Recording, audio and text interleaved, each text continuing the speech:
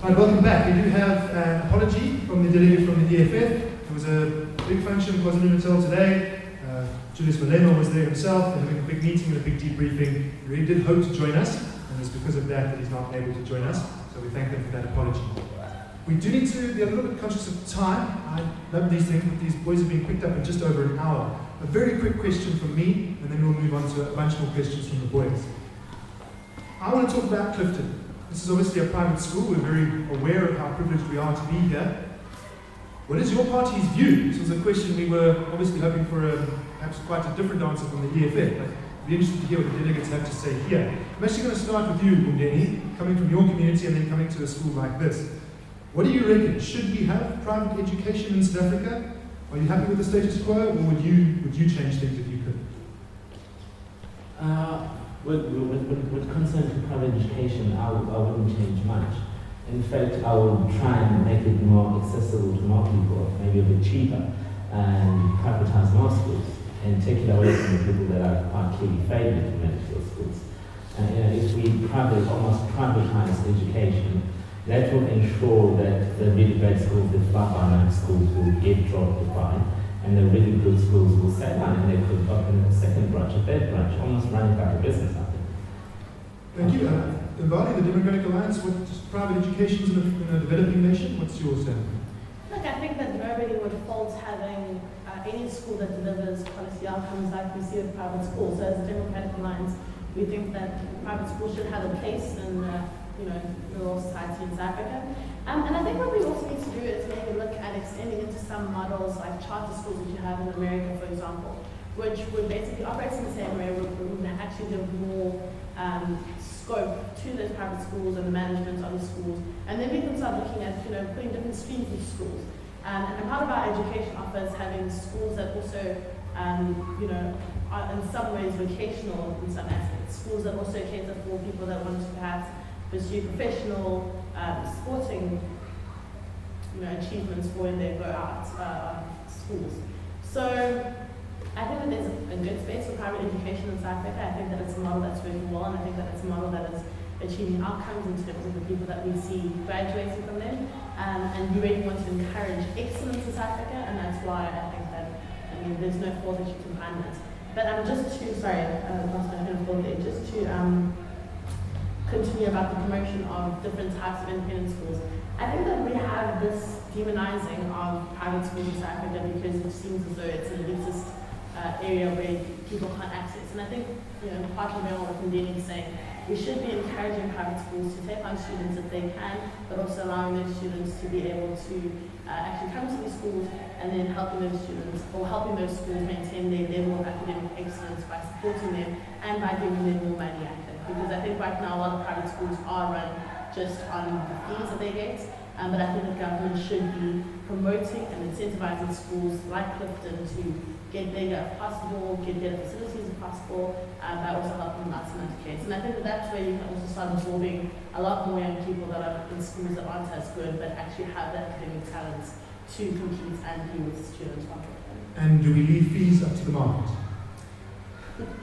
I think that's fair. I think that as part of our market economics offer to South Africa, that would be the best way to do it, because you also want to give people a choice. You don't want to push people out because they are on a certain income. So if Hilton is one price and Clifton is another price, a student should choose where they want to go. They were private schools, and as long as they both have academic excellence and performance outcomes that are of the stature that they need to be, then it's absolutely fine. What's the ANC view on private schools? Well, first, let me just say it was easy for Mari to answer the last question because the EFF is not here. the issue of leaving it to the markets. I may get a bit into trouble on this question with the ANC, because the ANC is a little bit more conservative than us as young cadres within the ANC. We're much more radical about these questions. Look, I would love to have more Cliftons in Kwamash, in Gugule, to Soweto. I really do. We want to have, this is the type of schools that we need to have. We need to have these schools as resources as this. But the question is it sustainable in a South Africa? And shoot me for this, but I'll go back to our historic context. With this historic context that economic opportunity is racialized. And therefore, inherently, if we have this system of two education systems, a private and a public education system, you will reproduce the consequences that we all here don't want to talk about it, of having one racial group being, much more, or receiving better education than the other. Because the reality is that South Africa's socio-economic question is racialized. And that's the reality. We know that they are, by the way, children of the leaders of the ANC. We always tell them, children of Ramaphosa and others, who go to these affluent schools. But the problem is that we are going to produce a white elite and a black elite in South Africa. It's unsustainable because only a few will benefit. And then you're going to have the vast majority continuing in, getting poor quality education. And you know what's the unintended consequence? It's like one day these men who don't get quality education are going to rise against the few elites in South Africa. So whether that's sustainable for all of us, I don't think that's where we want to go. So I want to say, we do need a private education system right now in South Africa because we need to expand access opportunities. That's my only argument why we need it, because we can't close down private schools because we really do need more students in our schooling system. But I believe certainly we need to phase out in time private education and decommodify education in South Africa. We can't leave education to be determined by the markets because we are going to reproduce an elite in society, and we are not going to deal with the socio-economic question in South Africa, which says the likelihood of a child born in Mitchell's Plain compared to a child born in Umhlanga is that you're going to have that current child unable to become a CEO of ABSA. But a student coming from Clifton is definitely going to have an opportunity to become a CEO of a company. So that's the reality in South Africa. If we don't deal with that socio-economic question, we're in trouble. We may be fine today and be comfortable today. Even the ANC leadership is comfortable. We tell them every day because their children are not going to the public schools. And that's an issue that we always raise with them because they're comfortable now. But the reality is that this is a ticking time bomb, and it's going to really do us bad. Because we already have 3.4 million sitting at home doing nothing. Mbali, a very quick response. Is this a bad road we're heading down? Just to answer on the socio-economic issue, the way that you address the socio-economic issue is not to try and prescribe what the outcome is going to be, like my colleague is choosing, but rather to say how we actually open up the access so that more people are able to actually access the kind of education that we have in Clifton. Which is why when I was speaking, I was talking about making sure that we are able to roll this out to more students, that actually making and taking what private schools do best, which is a commodity in terms of education, and making it accessible to more young students by government actually helping them in that regard, and also pioneering different types of education models. You don't say because some people aren't going to be able to get there, that everyone must not be able to get there, because then you actually are going to do exactly what you're scared of doing, is taking the country backwards in terms of the quality, the excellence that we would be able to produce. What you want to do is get more people into that system, rather than saying because that system right now is only able to access a few people, you take it out completely. The problem, what we need to do is open that access, make sure that private schools are able to be replicated in terms of management and the things that they do right into other places. That's how you'll get 3.4 million not in the single home, because you'll actually be getting the same quality of education. So you don't try and say what you want the outcome to be before you even start it in terms of how people are actually going to be able to access that. Can I just say one about it? We're not talking about a pull down system. We're not saying that let's ditch away the quality that is offered in our private schools. We are saying in time, that's what I'm talking about, a phasing approach. In time, we need to elevate our schools to a level that is producing quality. And I agree. And once we do that, where we disagree about it, once we have been able to do that, I don't believe there is a necessity for us to have education as a commodity. Education is a fundamental right enshrined in the constitution of the country. Every child has a right, not just to education, every child has a right to quality education. By the way, if children from Ramashu can go to the constitutional court and take our government to the constitutional court because they're not receiving quality education, they will win the case in the constitutional court. They don't have money to do it. Yeah. That's the reality. So we need to be able to do that. Now, we can't leave I left one issue. We can't leave the price of education to the markets. The universities, the reason why we have got so many strikes, and I'm probably going to get to this question, so many strikes in the universities is because universities are increasing fees beyond inflation, making it more and more difficult for the poor and the working class parent to afford education. And once you do that, if you allow it to the markets, the reality is that you are going to exclude many, because the reality of the market is that it's exclusionary. And the market, by the way, in 2008 collapsed. So it's capitalism is not the most perfect system. Unfortunately, the AFF is not here to advocate for the other system. But so I really need to move forward. I'm going to stay within the topic area and let you pick up on what you've been saying, because I want to look at the same issue, but perhaps from the other side of the spectrum. I think the Clifton boys also hearing capitalism and markets are waiting for me to go off, and they're getting worried about that. Sean Quiller, if you prepare yourself, please. South Africa also, as well as private schools, has introduced non-fee paying schools. And most of the parties wish to extend this program. Once again, the EFF, who are not here, want that applied to all education in South Africa as a basic right. You also mentioned that basic right to education. Is this the answer? How far should we extend this program? And can we afford it? Sean, what's your question, please?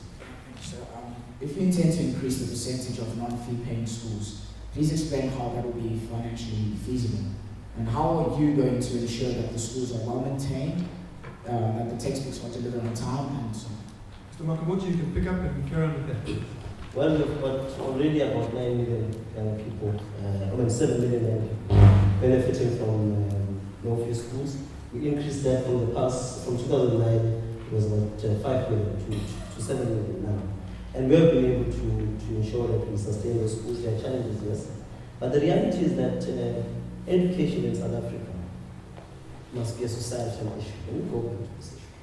The private sector in South Africa is not contributing enough to education in South Africa.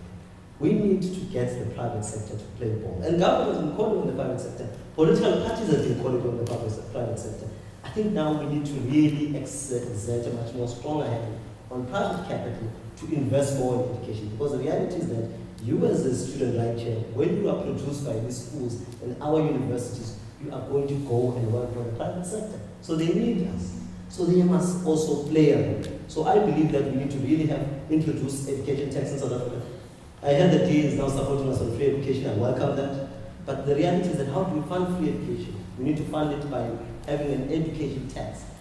The reality is that private companies in South Africa, this is a story that the media does not tell us, is sitting with close to about R1 trillion in uninvested profits.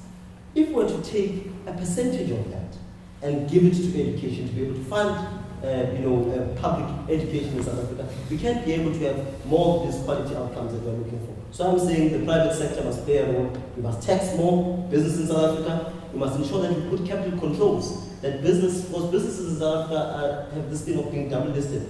They take out profits in South Africa to other countries, to Australia, to the United Kingdom, and to the United States of America.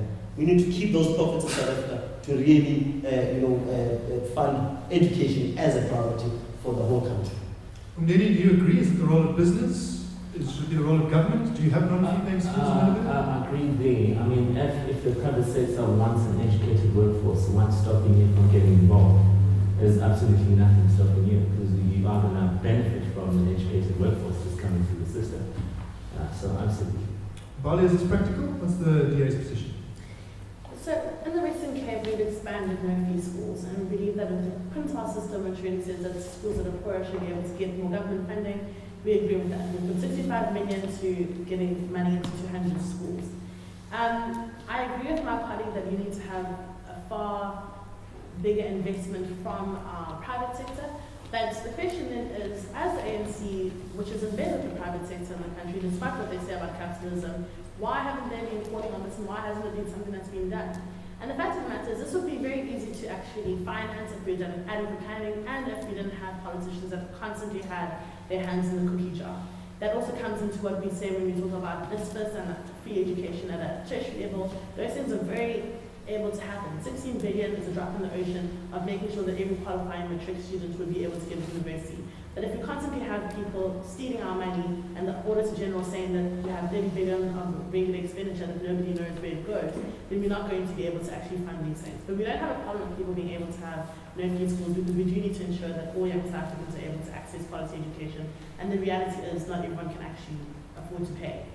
So I think we're all in agreement on this panel that we need that, and that it's a system that is actually working. and then what we need to do is make sure that we can put more money into it, making sure that those no-fee schools are of the same quality, which currently they aren't always.